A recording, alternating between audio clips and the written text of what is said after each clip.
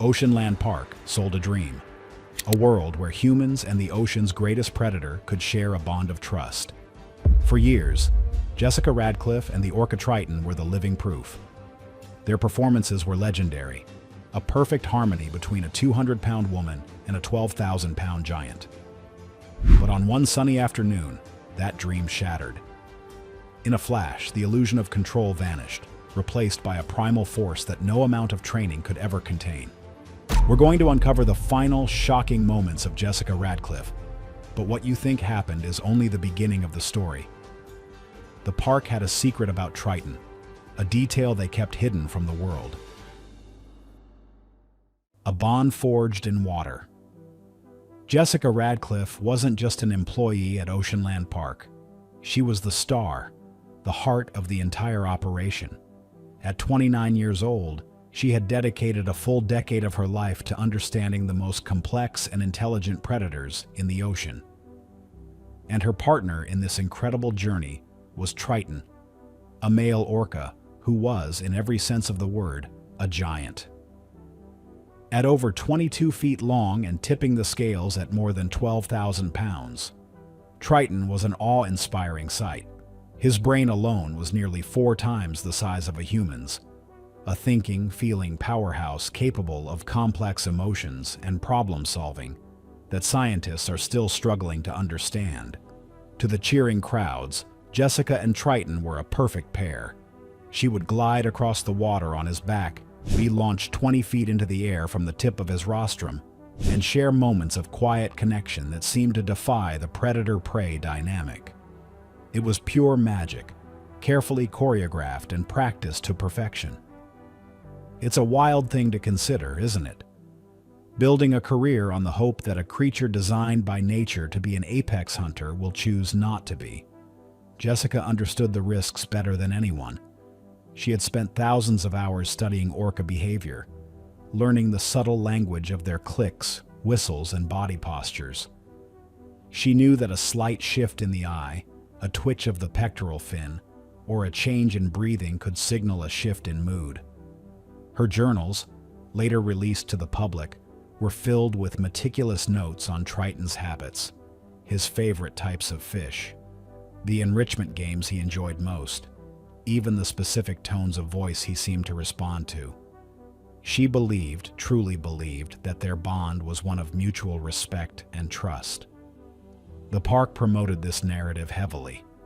Souvenirs with their smiling faces were the best sellers. Media interviews painted Jessica as a real-life mermaid, a woman with a mystical connection to the king of the sea. But behind the scenes, a different story was slowly taking shape. It's the kind of thing you only see in hindsight. The park was a multi-million-dollar corporation, and Triton wasn't just an animal. He was their most valuable asset. The pressure to perform, day in and day out, was immense. Triton was born in captivity, having never known the open ocean, a fact that marine biologists argue fundamentally alters an orca's psyche. Think about it. An animal capable of swimming up to 100 miles a day, confined to a tank that, to him, was little more than a bathtub. The bond was real, yes, but it was a bond forged under completely unnatural circumstances. The general public saw the spectacle, but they didn't see the endless hours of repetitive training, the carefully controlled diet used to ensure compliance, or the sheer boredom these intelligent creatures faced. On the surface, everything looked perfect. Jessica was at the top of her field, living a life most people could only dream of. Triton was a healthy, engaged, and seemingly happy animal who loved to perform. But in the complex brain of that 12,000-pound predator, tiny fractures in the foundation of their relationship were beginning to form, completely unnoticed by the thousands of people who applauded them every day. A dark secret from Triton's past was about to resurface. The mask of a happy orca. It's funny how after a disaster, everyone becomes an expert. People come out of the woodwork claiming they saw it coming. But in the case of Triton, the signs were genuinely there. They were just small, easy to dismiss, and most importantly, bad for business. About 18 months before the tragic incident with Jessica, another trainer had a close call with Triton. Her name was Maria Sanchez, a junior trainer who often worked the morning enrichment sessions. The official park report logged it as trainer error. According to the document, Maria missed a hand signal, causing Triton to become frustrated and bump her with his rostrum, pushing her against a training platform. She suffered a bruised hip and a fractured rib. The incident was swept under the rug so effectively that even some of the park staff barely knew the details. Maria was quietly transferred to the dolphin exhibit and later signed a non-disclosure agreement. This bump, as the park called it, was a classic example of precursor behavior. For an animal of Triton's size and power, a gentle bump is a massive display of force. An adult orca's bite can generate an estimated 19,000 pounds of pressure per square inch. His muscles are so powerful that a single tail fluke strike can send a 500-pound sea lion flying through the air. A bump is not a nudge, it's a warning shot. Marine biologists who later reviewed the case believed this was Triton's way of expressing agitation, a clear sign that his patience with the repetitive daily routine was wearing thin. Orcas in the wild live in complex social pods, travel vast distances, and hunt collaboratively. In captivity, their world shrinks to the size of a concrete bowl, and their social life is dictated by their human keepers. This can lead to a condition some experts call zoochosis, a form of psychosis in captive animals characterized by repetitive, unusual behaviors.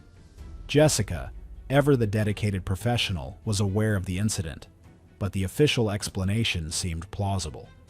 She, like the rest of the senior staff, was conditioned to see the animals through the park's lens, highly trained, generally predictable, with occasional off days. But in the months leading up to her final performance, even she started noticing subtle changes in Triton. He would sometimes hold his breath for longer than usual, sinking to the bottom of the pool and remaining motionless for several minutes. At other times, he would ignore signals he had known for years, offering a different, incorrect behavior instead. She logged these occurrences meticulously, but framed them as quirks or moods. What she didn't know was that these were not just moods. They were symptoms of a growing psychological distress. It's like a pressure cooker slowly building steam. On the outside, it looks fine, but inside, the force is becoming unbearable. The park's solution was not to reduce his workload, but to manage the symptoms, often by withholding food until the desired behavior was achieved, a standard but highly controversial practice in the marine park industry. The stage was set for a tragedy everyone would later claim was unforeseeable. The show must not go. On the day of the incident was picture perfect. The Florida sun was bright, the sky was a brilliant blue, and Oceanland Park was packed with thousands of smiling families. The 1 o'clock show, Triton's Ocean Adventure, was the main event. As the stadium music boomed, Jessica Radcliffe, clad in her signature blue and white wetsuit, swam out to greet the cheering crowd. Triton rose majestically from the water, all 12,000 pounds of him, and the audience gasped in delight. The first 7 minutes of the show were flawless. They moved in perfect sync, a testament to their years of work together. Triton waved to the crowd with his massive pectoral fin, launched himself into the air in a breathtaking breach, and soaked the front rows with a playful tail splash. Jessica was in her element, her smile beaming as she commanded the attention of the ocean's top predator. The show was approaching its grand finale, a segment called the Trust Dive. The routine was simple, but always a crowd pleaser. Jessica would dive into the pool, and Triton would gently nudge her foot, propelling her across the water's surface in a move that looked like she was walking on water. They had performed it hundreds of times without a hitch. But on this day, something was different. As Jessica took her position, Triton didn't approach her from the side as he was trained to. Instead, he circled. It was a slow, deliberate movement. On the microphone, the show's announcer tried to play it off, saying, "Looks like Triton is feeling a little playful today." But other trainers standing by the side of the pool felt a chill run down their spines. This was not playful. It was aberrant behavior. Jessica, ever the professional, tried to reset. She swam to the edge, gave a hand signal for him to return to his mark, but Triton ignored it. He just kept circling. Then it happened. In a sudden burst of speed that can take an orca from 0 to nearly 30 miles per hour in seconds, he moved toward her, but he didn't nudge her foot. Instead, he took her arm in his mouth. It wasn't a bite, not with the full force he was capable of. It was a grab. Before the audience or the park staff could fully process what was happening, he pulled her under the water. The next few minutes were pure chaos. Emergency alarms blared. The music cut out. Trainers rushed to the edge of the pool, slapping the water with buckets and throwing in nets, desperate attempts to distract the massive animal. But Triton was focused. He resurfaced with Jessica, then pulled her under again. And again. This wasn't an act of aggression in the way a shark attacks. It was something different, something more chilling. Experts now believe he wasn't trying to harm her, but perhaps to play with her, or possess her, treating her like a toy. But with a 12,000-pound animal, there is no difference. The force of being dragged through the water, the lack of air, the sheer power of the creature. It was a situation no human could survive. The park's perfect dream had become a horrifying public spectacle. Are we missing the full picture? In the aftermath of the tragedy, Oceanland Park went into full damage control mode. They released a statement expressing their profound sorrow and immediately launched an internal investigation. The park's official narrative was simple and clean. This was a tragic accident, a case of a trainer falling into the water, and an animal, perhaps not understanding the situation, reacting in a way that inadvertently led to her demise. They leaned heavily on the idea that Jessica had made a mistake, that her hair, which was in a long ponytail, may have distracted Triton, or that he interpreted a signal incorrectly. It was a story designed to absolve the park of any responsibility. It painted Triton as a confused animal, not a stressed one. It made Jessica's passing the result of a freak accident, not the inevitable outcome of a broken system. But here's the thing. When you really start to dig, the official story just doesn't add up. Let's start with the basics. The claim that Jessica simply fell is contradicted by dozens of eyewitnesses who said Triton actively grabbed her. The idea that her ponytail was the trigger is something many orca experts find ridiculous. These are incredibly intelligent animals that had interacted with trainers with long hair for years.